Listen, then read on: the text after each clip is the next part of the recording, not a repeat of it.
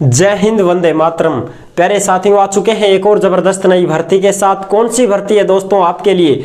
यह है साथियों राजस्थान छात्रावास अधीक्षक भर्ती 2024। जी हां दोस्तों, इस भर्ती की संपूर्ण जानकारी हम आपको देने वाले हैं। नोटिफिकेशन जारी हो चुका है, आवेदन शुरू हो चुके हैं, सारी चीजें हम एकदम अच्छे प्रकार से आपको समझाने वाले हैं।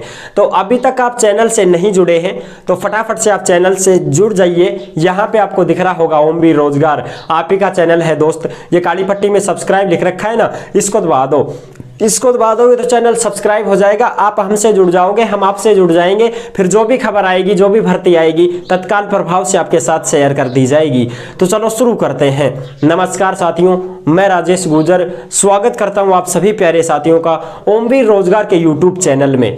देखते हैं साथियों, इस भर्ती में कौन फॉर्म भर सकता है, कौन नहीं भर सकता है, क्या एज है, क्या योग्यता है, सारी बात करांगा एकदम सरल भाषा में, ठीक है। और अभी तक जो भाई बहन योजनाओं से संबंधित जानकारी पाना चाहते हैं, वो अभी तक उस चैनल से नहीं जुड़े हैं, तो ओमवीर योजना के नाम से यूट्यूब चैनल है, उस पर आपको तमाम सभी सरकारी योजनाओं की जानकारी दी जाती है, डेली अपडेट दी जा रही है। आप योजना के चैनल से भी जुड़ सकते हैं साथियों। लिंक डिस्क्रिप्शन में वीडियो के नीचे भी दिया हुआ है, उसको दबा के भी आप वहां जा सकते हैं और योजना के चैनल से जुड़ जाइए दोस्तों।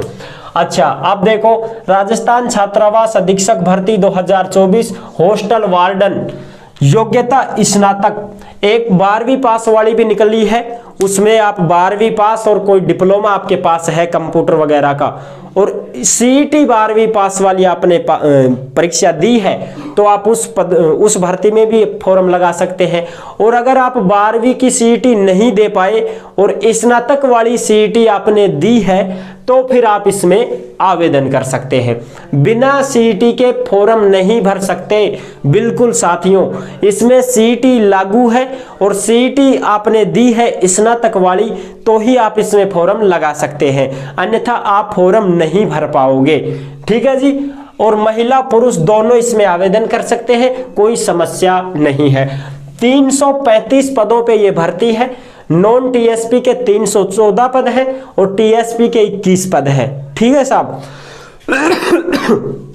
यानी कि राजस्थान के ज्यादातर जिले तो नॉन टीएसपी में आते हैं, तो 314 पद हैं, बाकी 21 पद हैं ये डूंगरपुर, उदयपुर, बांसवाड़ा, प्रतापगढ़ वाले। अच्छा, अब ऑनलाइन आवेदन कब शुरू है? 17 फरवरी से शुरू है। लास्ट डेट 17 मार्च 2024, यानी कि 1 महीना को टाइम थान पूरो मिलेगा साहब। एज की बात करें तो 21 से 40 साल है। कोई भी भाई बहन 18 साल, 19 साल और 20 साल का फॉर्म नहीं भर सकता है। पूरम पट 21 से 40 साल के कैंडिडेट इसमें आवेदन कर सकते हैं। 1 जनवरी 2025 को जिस भाई बहन की उम्र पूरम पट 21 साल हो जाती है, वो आवेदन करें। और स्नातक वाली सीईटी आपने दी है 2022 में, तो ही आप इसमें फॉर्म भर सकते हैं।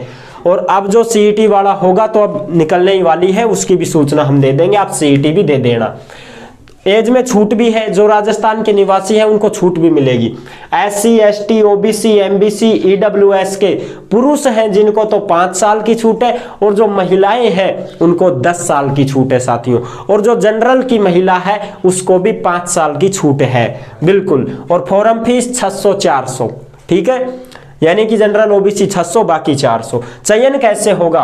एग्जाम होगा, डॉक्यूमेंट्स वेरिफिकेशन, मेरिट लिस्ट और मेडिकल वगैरह भी आप बनवा के ले जाओगे हॉस्पिटल से, MBBS डॉक्टर से कि भाई हाथ पैर ठीक ठाक है, कानों से आंखों से सब ठीक ठाक है, कोई समस्या नहीं है, तो आप इसमें आवेदन कर सकते हैं। योग्यता स्नातक ही मांगी गई है, कोई डिग्री डिप्लोमा की जरूरत नहीं है, कोई कंप्यूटर कुछ नहीं चाहिए, ठीक है।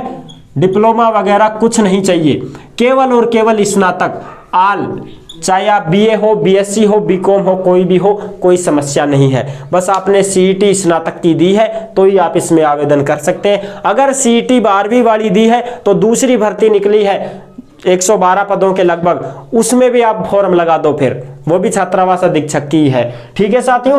तो ये है इसकी संपूर्ण जानकारी। नोटिफिकेशन आपको टेलीग्राम पे मिल जाएगा, आराम से आप चेक कर सकते हैं।